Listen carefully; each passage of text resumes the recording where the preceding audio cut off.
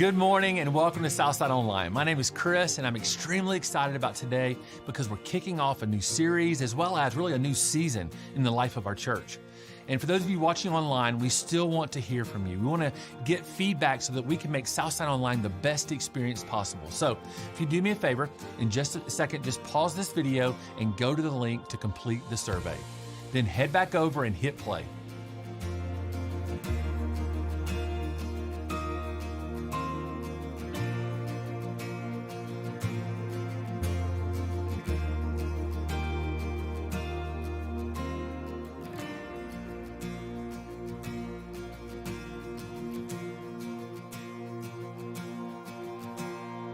All done? Thanks so much. Before we hear from Andy, let's sing some songs and worship together.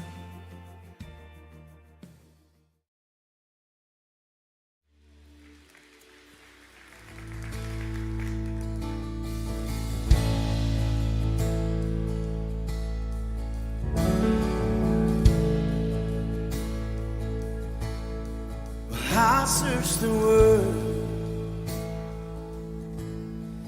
it couldn't fill me.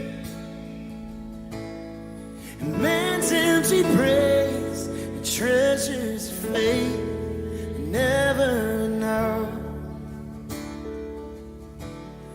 Then you came along and put me back together, and every desire is now satisfied here in your love. Oh, there's nothing, come on, better than you, Lord. There's nothing, yeah, better than you, Lord. There's nothing, nothing is better than you. Well, I know it's true, yeah. I'm not afraid to show you my weakness, my failures and flaws. Lord, you've seen them all, and you still call me friend. 'Cause the God of the mountain, He's the God of the valley.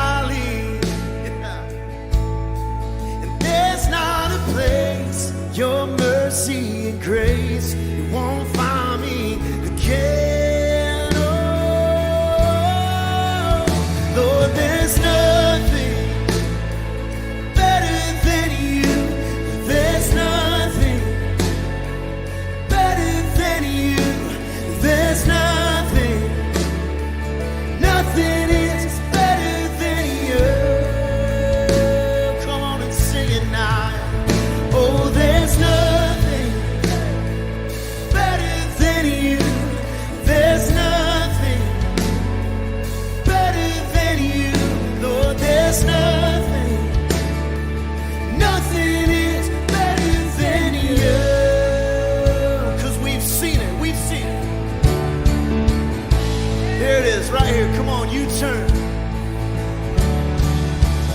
You turn mourning to dancing. You give beauty for ashes. You turn shame into glory. You're the only one who can. And you turn mourning. You turn mourning to dancing. You give beauty for ashes. You turn shame into glory. You're the only one who can. You turn graves into gardens. You turn bones into armies. You turn seas into highways. You're the only one who can. You're the only one who can. Oh, there's nothing, come on, church, better than there's nothing that's better than you. There's nothing, nothing is better than you. Oh, there's nothing better than you, Lord. Oh, we've seen it now. Lord, there's nothing, nothing is better than you. He brings dead things to life. You turn graves into gardens. You turn bones into armies. You turn seas into highways. You're the only one who can turn. You turn graves into gardens. You turn bones into armies. You turn seas into highways. You're the only one who can. He's the only one who can. Lord, he's the only one who can.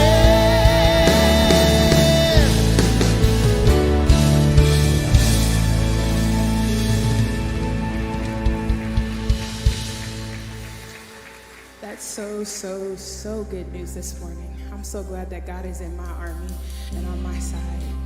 And I, just like everyone else, want to build my life upon the love and the strength and compassion that God has for us. Sing this worship with us.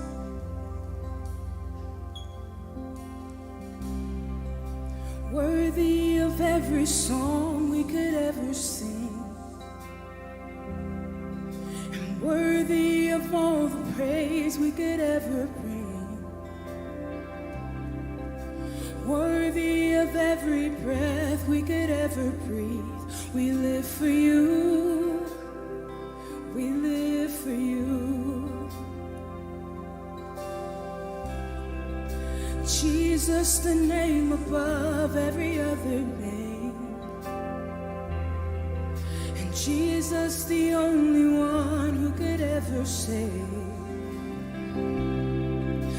Worthy of every breath we could ever breathe.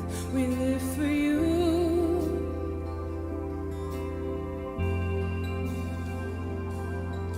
For holy, there is no one like you. There is none beside you. Open up my eyes in wonder and show me who you are, and fill me with your heart and lead me in your love to those around me.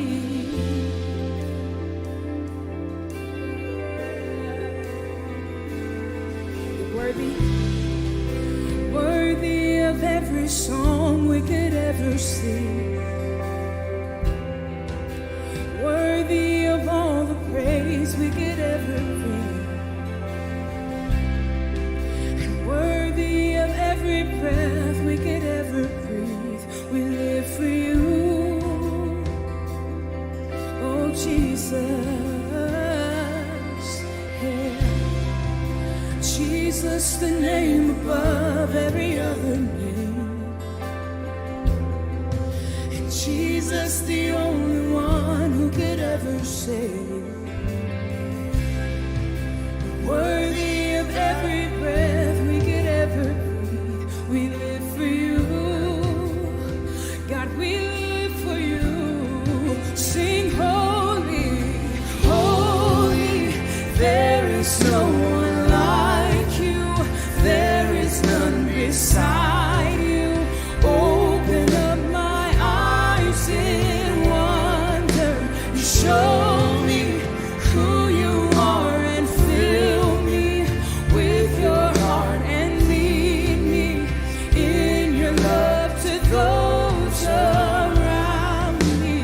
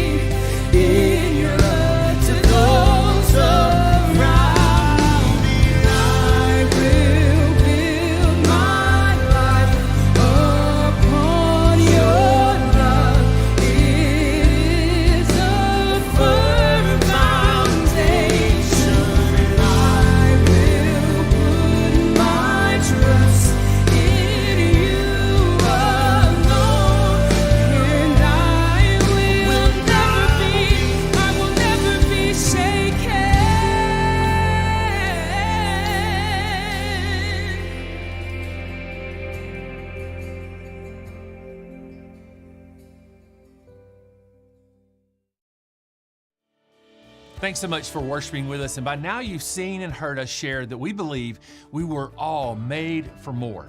Today, we're thrilled to continue to share what it looks like to discover the more that you were made for in 2025 as well as beyond. For those of you who are new here, back in 2005, it sounds so crazy to think about, we launched our first Southside Church campus in Peachtree City with a mission to inspire and equip people to follow Jesus. It has been awesome to see what God has done over the last 20 years. Their passion, commitment, and financial generosity made it possible for us to not only start a church right here in our community, but also 3 other churches in Noonan, Chattahoochee Hills, and Fayetteville, as well as our online service. As you'll hear Andy share today, none of this would be possible without a group of people who said yes to the more that God had for them 30 years ago when they started North Point Community Church. North Point, since it began, has been helping churches just like ours all over the country as well as all over the world to start and to grow. They founded what's called the Irresistible Church Network, made up of over 100 churches in the U.S. and 116 internationally. We here at Southside had the incredible opportunity to be one of the first of those churches that launched. Being part of this network has allowed us to do more than we ever could have imagined. And the best part is we're only getting started. We believe that God has so much in store for us, and today, Andy's going to share how you can be a part of it. So before we hear from him, I'd love to pray together. Heavenly Father, thank you for our history. Thank you for the last 20 years of what you have done. And God, I pray that we wouldn't just dwell on our history, even though we want to celebrate it, but we also would think about what the next 20 years will hold. God, thank you for the generosity, for the hours that have been served at all of our locations and the thousands of lives that have been impacted.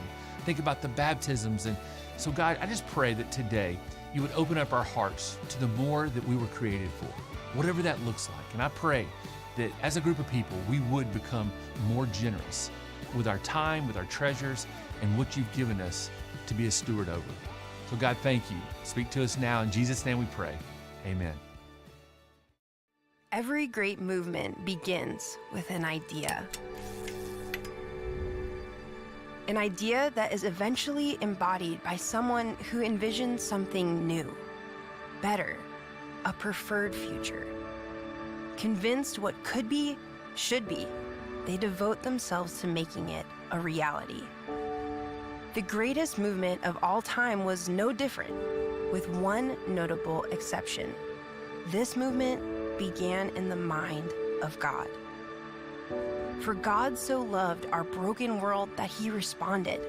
He acted on our behalf, but not from a distance.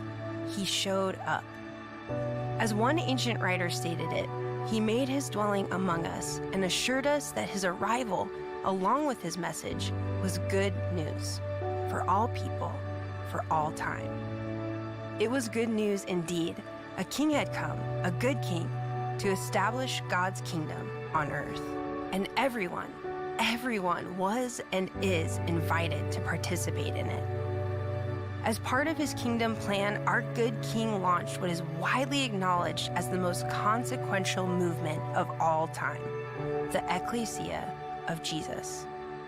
A multiplying assembly of men, women, and children that would come to be known as the church, God's catalyst for transformation personally, culturally, and globally.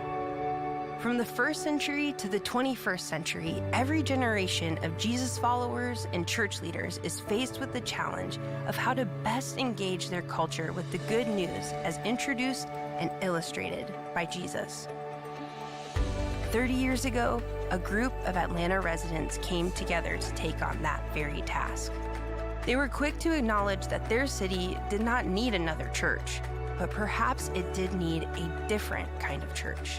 A church that was outward-facing, a church that reflected the tone, posture, and approach of the King, a church unchurched people would love to attend, a church that both churched and unchurched people would feel comfortable inviting friends and family to attend, a church that prioritized the faith of the next generation.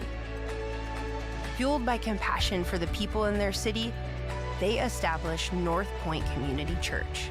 Since that first gathering in the fall of 1995, our church has grown from a single-site church to 8 local Atlanta area churches. Today, over 70,000 adults, students, and children are active in one of our 8 Atlanta area churches. Every weekend, thousands of children, middle school, and high school students experience environments that equip and inspire them to follow Jesus. Hundreds of young adults and college students, the generation famous for walking away from the church, are walking into our churches and experiencing firsthand that following Jesus is not an option, it's the best option.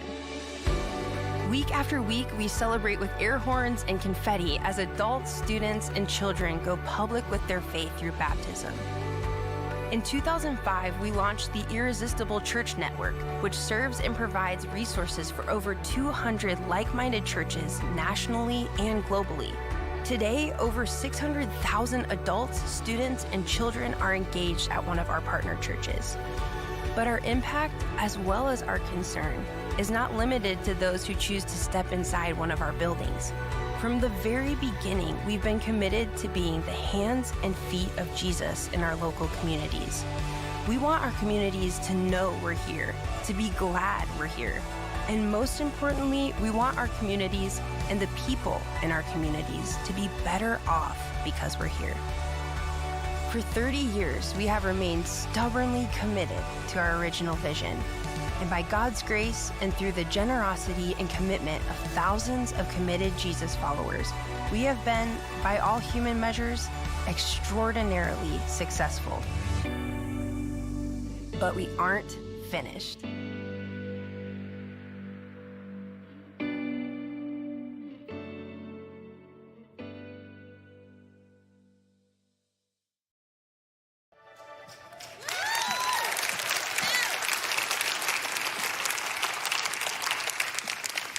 Yeah, I've seen that 10 times and I still cry. So anyway, hey, thanks for joining us, all of our Atlanta area churches, those of you who are joining us from all over the country and literally all over the world. And if you're joining us from all over the country and all over the world, I'm especially glad that you're tuning in today because you are part of the reason that we're doing what we're doing. We're kicking off a generosity initiative across all of 8 of our Atlanta area churches. As you just saw, we're calling it Deeper, Wider. Many of you have heard about this and gotten some details. For others of you, this is the first time you're hearing about it. But the goal in the Deeper, Wider Generosity Initiative is to maximize our kingdom impact as a collection of churches locally, nationally, and globally. And when you leave here today, you're going to get this Deeper, Wider vision guide that's going to give you all the details, most of the details in terms of what this includes, what we want to accomplish. It's a big scope, though you heard on the video. It really is an audaciously big goal. I'm not even sure it's possible, but we decided to attempt something that might be impossible, and that is okay. Now, here's the thing. If you haven't been here for very long, here's something you need to know about our collection of churches.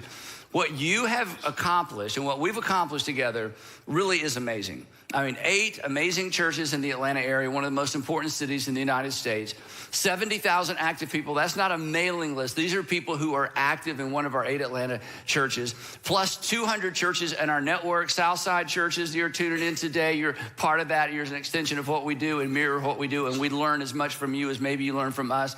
Athens Church. And then there are not only about 100 churches in the United States, but about 116 churches spread out across the globe that run our model, learn from us, take advantage of what we provide for them because they want to create outward-facing churches, not just in their cities, but in their country. And collectively, that's about 500,000 people that are impacted on a weekly basis because of what you do. But maybe as amazing as all of that is this. It's been 20 years since we've done any kind of fundraising with our entire organization. And here's how this works, and I understand this. You show up at your local church, whichever church you attend, you give money to that local church, and you look around and you think, hey, I hope that the money I'm giving is gonna help us do what we do here and support my family and all those kinds of things. And through the years, we've taken the small percentage of what we don't use locally, and we have invested in what we have been able to do nationally and globally. And while we've done a lot and this is gonna kind of explain a little bit of some of that a lot. We don't talk about that a lot because on Sunday morning, we're busy talking about what's going on at the local campus, right? While we've done a lot, there is so much more we can do. And I'm convinced this is the season, not only can we do it, but we must do it, we ought to do it. So I'm asking all of you at all of our Atlanta area churches, all of you at our network churches, all of you who watch online to engage with us in this initiative, to leverage our collective generosity in order to maximize our kingdom impact. You are making a kingdom impact locally and nationally and globally, whether you knew that or not. But I want us to put our foot on the gas and maximize our potential. But to do that, that's gonna require all of us to maximize our personal generosity to this initiative. And here's the thing, this is what I want you to hear, for some of you especially. We're not doing this because your church needs your money. This isn't about your church needing your money. This is about the world needing your influence. Our nation and our world need more churches like your church. And what you are doing is working here, and what you're doing is working there. And entrepreneurial church leaders all over the country and all over the world want in. And we want to throw those doors open wide to include them, to create more outward-facing churches in the United States and in the world, along with some other things that are so exciting. A lot of that is right here. And think of it this way. If you're watching online, or maybe you have friends that watch online, but if you're watching online and you've ever thought, wow, I wish there was a church like this church. I'm at North Point today, or at Buckhead Church. If you visited Buckhead Church, or you're watching the Buckhead Church online stream, or any of our online streams, or you have visited Atlanta in one of our churches and you thought to yourself, I wish there was a church like this in our area. We do too.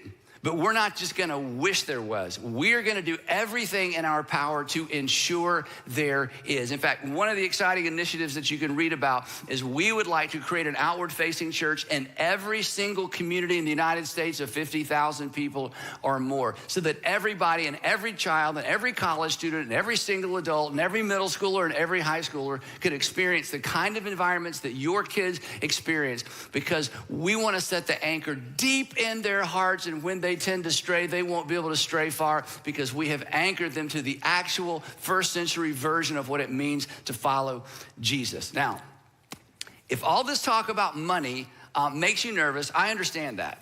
But here's what I want you to hear, so hear me out. 30 years ago, I was in front of a much smaller group of people, and I asked them to give generously to an experiment. It was an experiment. We had no members, we had no money, we had no property, we just had an idea. And that experiment, because of their generosity, became the church you are currently seated in. And I know those people. Sandra and I are some of those people, and we are so grateful we said yes. And we gave sacrificially, and I don't miss the money, and I would not go back and undo that decision if my life depended on it, because of what I have seen and what we have seen God do. And here's the thing, we're grateful, and 5 years from now, it's a 2-year campaign with a 5-year investment. 5 years from now, thousands of men, women, students, and children, thousands will be grateful for you because of what you are about to do. Now, the other reason you don't have to get weird or feel weird about the preacher up here talking about money and asking you to give to a generosity campaign is this. People who have embraced, and many of you are here, you get what I'm about to say. People who have embraced what Jesus taught about money, and people who have embraced as a lifestyle what Jesus said about possessions, would tell you they are never going back. And as one of those, I would tell you I would never, ever go back. And Sandra and I are so fortunate that we were raised in homes and raised in churches that understood tithing and understood first and best giving and understood the value of investing in what God's doing in a community and in the world.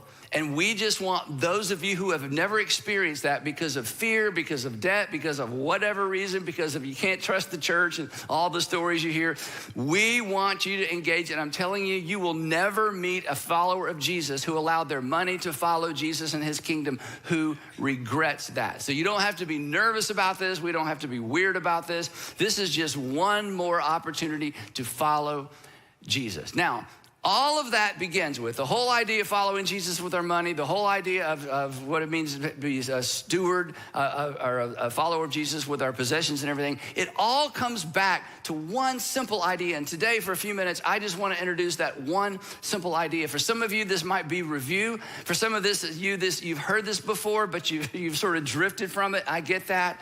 For some of you, this may be a novel idea or a first time you've heard about it. And at the end, I'm going to ask you to spend a week thinking about it, but not doing anything about it. There's no real application for today's message other than a thought exercise. But it all goes back to acknowledging and applying one simple truth. King David said it first, and then King Jesus came along and reiterated it later. And King David made this statement or sort of exported or teased out this truth during a prayer that he prayed. And we're going to look at the part of that prayer in just a minute. But here's the one statement from King David's prayer all those years ago that kind of says it all. Here's what he said in a prayer to God. He said, everything in heaven and earth is yours. Everything in heaven and earth, he said, God, is yours. In other words, God, you own it all. And we are just managers, and we are simply temporary stewards of it. So here's the context of this prayer. It's kind of interesting. King David was in probably his mid to late 50s. He had settled all the border disputes around the ancient kingdom of Israel. So there was peace in the land. And he decided it was time for God, Yahweh, to have his own temple. All the pagans, the religions in the world, they had temples. And God, Israel's God, Yahweh, lived in a tent. They call it a tabernacle. And it had been a tent or a tabernacle since the days of Moses that required a lot of maintenance and a lot of fixing up because, again, it wasn't a permanent structure. So David decides, I'm going to build God a permanent structure. And so before he goes to work, a prophet came to see him named Nathan. And the prophet Nathan said to David, God spoke to me. And David, a couple of things. First of all, God's not asking for a building because he's the mobile God. He doesn't need a building. He's not tied to a piece of geography. But he appreciates the sentiment. But you can't build God the temple because you're the king. You're the warrior king. There's too much blood on your hands.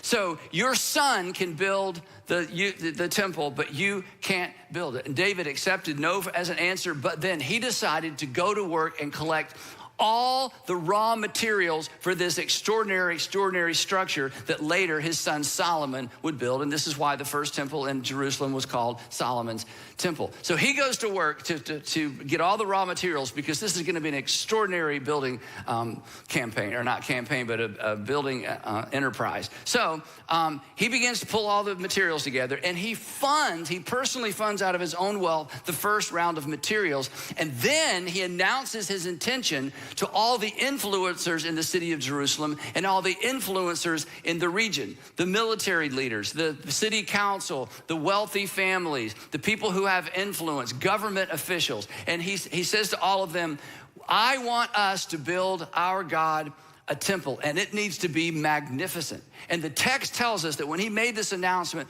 that they gave willingly, because as you read the story, they saw this as an opportunity to participate in something grand and glorious for their God, and they didn't want to miss out.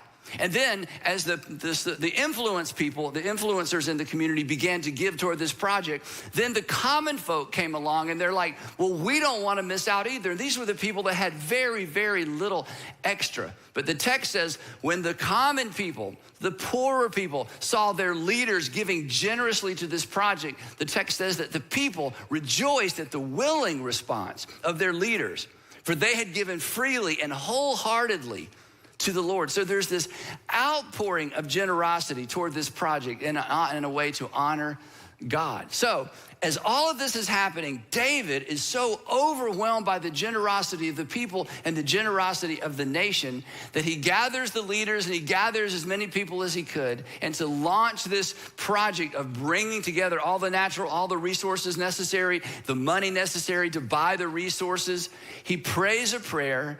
And the chronicler recorded this prayer, and I want to read you a part of this prayer because it's so right on the nose in terms of the posture of anyone who trusts God, and especially in our generation, anyone who follows Jesus. It just explains so clearly how we are to view our wealth, view our income, view our potential, and view our potential collectively as it relates to furthering God's kingdom in the world. And embedded in this prayer really is the posture that I hope all of us will adopt during this season of our church. Here's what David prays. I'm just gonna read it to you and maybe make a few comments. He says this.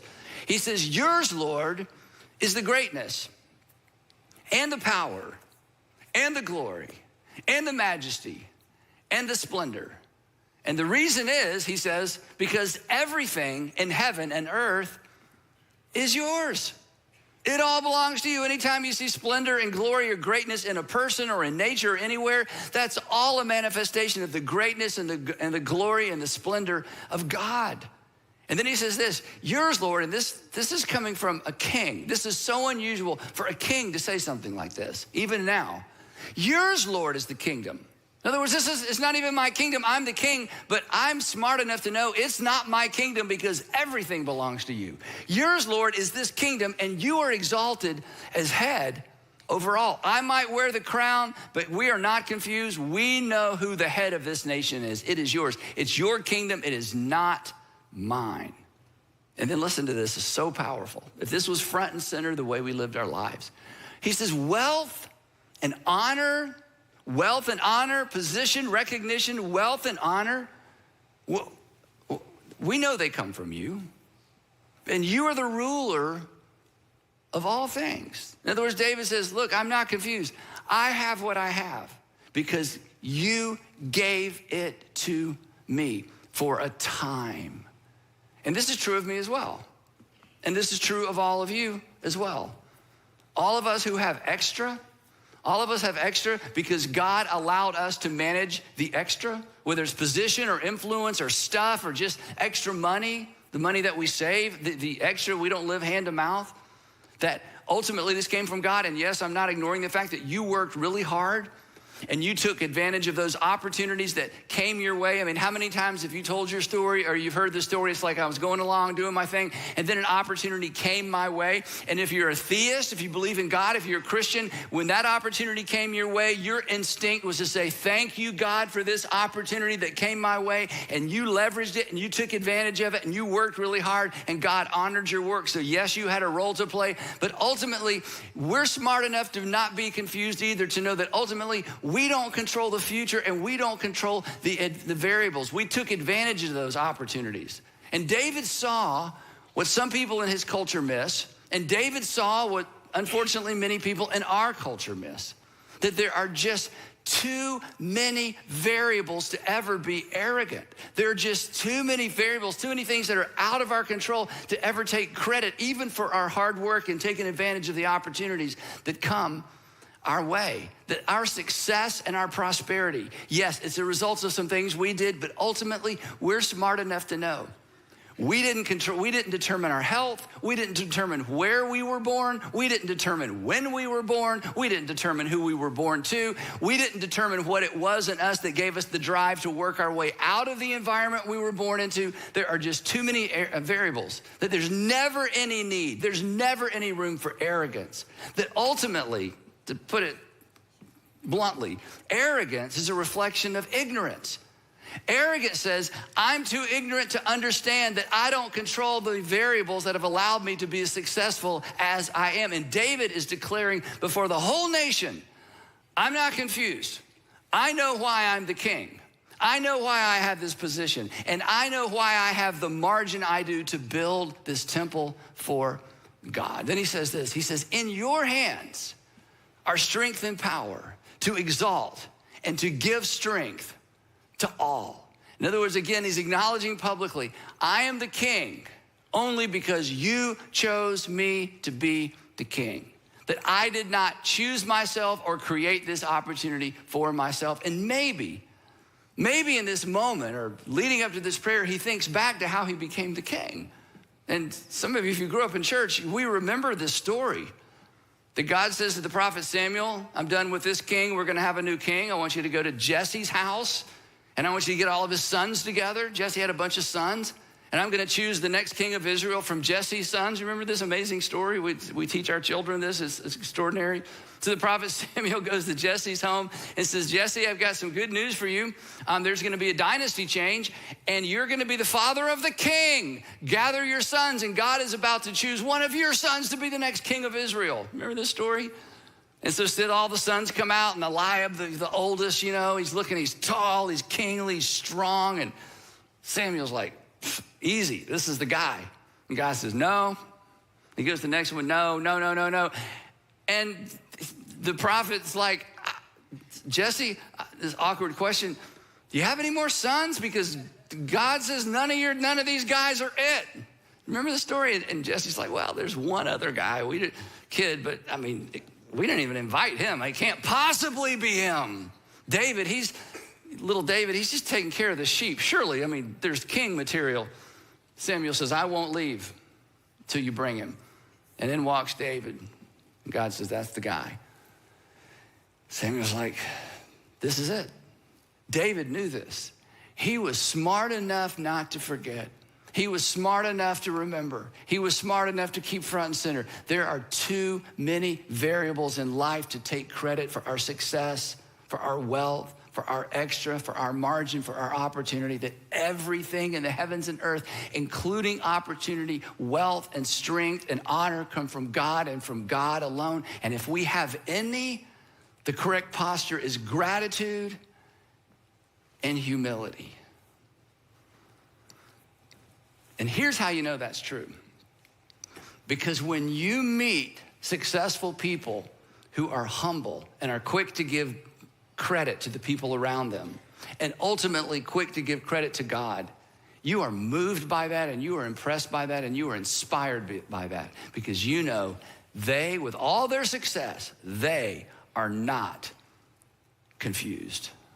And then this, again, he tips his hat to yet another posture for us to live by. In fact, this is the posture to live by that I just want to promise you, that if you assume this posture, you will always be glad you did. And if you don't assume this posture, you'll look back and, well, you wish you had. Here's what he says. This is amazing. He's like, but who am I? But who am I? He's thinking about, he's the king, he's got all this opportunity, he's got this wealth, he's got this, but who am I? Why me? Why me? And then he extends it to the nation. But who am I? And who are my people? Who are we? Who am I and who are we that we should be able to give as generously as this? He asked the question that every honest, wealthy person asks at some point along the way. Why me and why not them? Why me and why not them? And because we live in a world where we know what's happening in the world globally and economically, you have all had that thought, and you've all asked that question in your own way. You look at what's happening in the world, you go on a global X trip, you meet with people who just don't have the opportunities we have and don't have the wealth that we have. And again, in many cases, they're hand to mouth and they have so much joy, but at the same time, you can't help but wonder, this is the honest question, why me? Who am I? Why us? Who are we? And again, this was a culture where most people literally lived hand to mouth. When Jesus said, give us this day our daily bread, that was a literal prayer because food didn't keep. There was grain and there was wine. Everything else pretty much spoiled. So daily bread meant daily bread. And if you ran out of grain, or if there was a famine, or if the harvest didn't come in, entire villages would starve. And David is saying, we actually have extra, but why us? Why us and why my people? Because he was saying that what you all are doing, talking about his kingdom, what you're doing to support this initiative, many people couldn't do because they don't have extra. You've honored us to be those, he says, who can. Who are we? Who am I? That God would randomly choose us. Again, I know you come on a Sunday, you show up on a Sunday, or you participate in a small group. Many of you, thousands of you serve, and you see a little bit of the ministry that our churches are doing. But as somebody who's in charge of this whole amazing thing, and I look at the impact, and it's not me, the impact that we have had, it is overwhelming and it is amazing. And it is easy to be humble because our best ideas weren't my ideas. In fact, every once in a while, somebody will hear about our organization. They'll say, Andy, was this your vision? And I always answer the same way. I say, we passed my vision at year 5. After year 5, it's all been, are you kidding me? Okay. So I am the most amazed and I am the most grateful. And I ask this question, God, why me? And why us? And why this opportunity? Because everything belongs to you and everything comes from you. That is the posture to live with. That is the posture you never regret. And you know what else that does? That is the posture that keeps your hands open for God to give and to take. Because at the end of the day, you say with John the Baptist, a man or a woman can only receive what is given to them from heaven. That's part of my prayer every single day. And then David continues and he says this, everything comes from you. And then again, this is amazing. Everything comes from you, and we have, look at this, and we have given you only what comes from your hand. Lord our God, he says, all this abundance, all this extra, all this margin, all this beyond our daily bread and beyond our daily needs, all of this abundance that we have provided for building you a temple, for your holy name, comes from your hand, and all of it belongs to you. Again, he's saying, we are not confused. We're not confused. We are not giving you anything. We're simply giving it back to you because ultimately it came from you. When this idea goes from your head to your heart, it is a game changer, not just in terms of your money and your possessions. This is a game changer in terms of our entire lives. I can attest to that. And I've seen that play out in my life. I've seen that play out in the lives of so many people. Now, to be clear, okay, we're not building a temple, all right? That's the good news. This is not a capital campaign. You know, capital campaign, you've all been a part of those where an organization's gonna build a thing, so you give your money to build the thing, or they're gonna buy a thing, or they're gonna start a thing, so you give this is way broader than that. We are positioning ourselves to maximize our ability to be conduits through which Jesus continues to build his church, because he promised he's gonna do it anyway, and we have been invited to participate in it, to enlarge his kingdom, to expand his reign and his rule in the hearts and the lives of men, women, students, teenagers, senior adults, every kind of person in every nation in the world. And this is what we've been doing for the last 30 years. But to maximize our collective impact, we have to maximize our personal generosity. And to maximize our generosity, here's the thing. We can't think like owners who donate to the church. And if that has been your mindset, I want to challenge you, at least in these next few weeks as we talk about this, I want to challenge you to try to begin thinking differently. You are not an owner who has some money and who has some wealth, and occasionally or even systematically, you're going to donate to the church. That's not going to get us there. We have got to embrace this mindset that is introduced in the Old Testament, that Jesus reiterated in the New Testament, that we are simply managers and stewards, that everything belongs to God. And for whatever reason, he has allowed us to have extra for the benefit of his kingdom, that we have to adopt the posture of a manager. When you do, 3 things are gonna happen, and I'll wrap this up. Here's 3 promises. When you begin to think this way, when this becomes the mindset, when this becomes the framework, number 1, you will view everything you own, not just cash and not just a percentage. You will view everything you own as a potential tool to further the agenda of your king. Your kitchen table, your dining room table, your unfinished basement, your finished basement, your backyard, that extra car, a vacation home, whatever it is, you will begin to see, wait a minute, this isn't about giving money to a church. This is about everything I own is a potential tool to maximize God's influence in the world and to expand the kingdom of God. And again, many of you have experienced this. Because hundreds and hundreds of you at all of our campuses and at all of our network churches, you have opened your home to small groups to meet in your home. You've leveraged your house. You've leveraged your basement. You've leveraged an extra bedroom. You've leveraged your home for middle schoolers and high schoolers. And some of you are real Christians. You opened your home to middle school boys and high school boys, and it's like, oh my goodness, and it's like, how long will it smell? Anyway, so the point is, many of us, we understand this. It's not just cash, it's not just money. If everything belongs to God, and I begin to view everything as a tool that God uses to expand his kingdom through me, that is a game changer. You know what else will happen? And I'm not being critical of anybody in particular. You got to figure this out for yourself. You're going to collect fewer collectibles. And you're going to begin to liquidate things that aren't doing anybody any good. Not because it's a sin to have those things. I'm just telling you, when you adopt this mindset, you see all of that differently.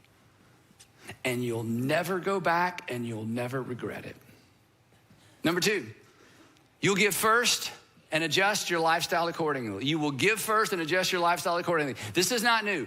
I've been teaching this for 30 plus years to all of you. You've heard me every once in a while, I come back to it. Give, save, live. Give, save, live. You give first, you save second, you live on the rest. You give first, you fund God's kingdom, you save second, you fund your own kingdom, and then you live on the rest. You give, you save, you live. We teach our kids this. We've used jars, we've used apps. We want our kids to grow up giving first, living, saving second, and then living on the rest. You'll think in terms, when you adopt this mindset that I'm not an owner, I'm a manager, you will adopt a first and best mindset rather than leftover and last. Most Americans give leftover and last. Don't be most Americans. Leftover and last means I've financed my kingdom. I got everything I want for now, and they need some money, so what can I afford to give? This is not about what can you afford to give. You just need to erase that mindset. That's not what we're talking about. What can I afford to give? And what can I afford to give right now? That's how most people think, but that's not how stewards think. That's not how managers of God's wealth and margin and money think. They think differently than that. So it's not leftover and last. It's first and it's best. It's give, save, live on the rest. And then the third thing that's going to happen, and I could spend a lot of time on this, and I'll try not to. And I couldn't decide whether or not to say this, but I'm just going to say it, and please take it within the context that I mean it. This is kind of a guy thing a little bit. Now, I know men and women both wrestle with, stuff and money and possessions, and I get that.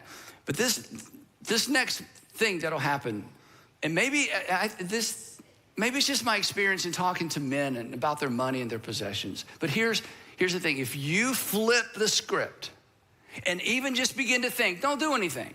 Just begin to think in terms of, okay, I am a manager and a steward. I'm not an owner because everything belongs to God. When you flip the script, here's what's going to happen. I promise. You're going to find it easier to surrender your entire life to your King. I have in my mind this video. I don't know if anybody's ever made this, but I imagine somebody being baptized, and as they're going down, they're holding their wallet up out of the water, and then they come back up like, okay, you can have all of me, but you can't have this. The reason I say that is this. Listen up. We are all inclined, not just men, we're all inclined. We are all inclined to equate wealth, income, and our stuff with our personal value. We're all inclined to equate or to conflate and to get mixed up about the fact that what we have and what we drive and where we live and how much money we have in the bank and when we can retire, we have a tendency to equate that with our identity. So here's the challenge. So giving up control of your money, and here's why I say control of your money. When you decide to give first, that feels like you're giving up control of your money. Before I know what's going to happen this month, I'm going to give first. When giving up control of our wealth feels like we are giving up control or losing control of our lives. That's what it feels like. Because we equate our money and our possessions and our lifestyle with our lives. And this is amazing. And Jesus saw us coming. And he says, hey, let me ask you a question. And I'm going to give you the Jesus question. And we all know the right answer. And then Jesus is going to say, well, since you know the right answer, why don't you live that way? But here's the question. He saw us coming. He says, okay, I get that whole identity thing and, what people think and you equate what you have with money, but come on, guys. Come on, ladies and gentlemen.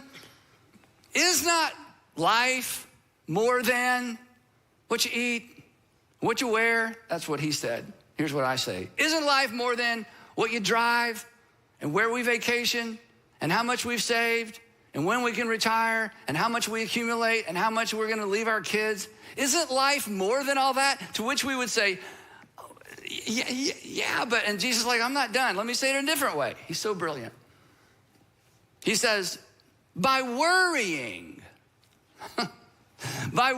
about how much you make, didn't make, should make, could make, how much they make, by worrying about all this, by thinking about all this, by kind of measuring your progress in life by, what you don't make, should make, could make, and how much they make. He says, by worrying about that, here's his actual version, by worrying about all that, does it add hours to your life? In other words, this is so brilliant.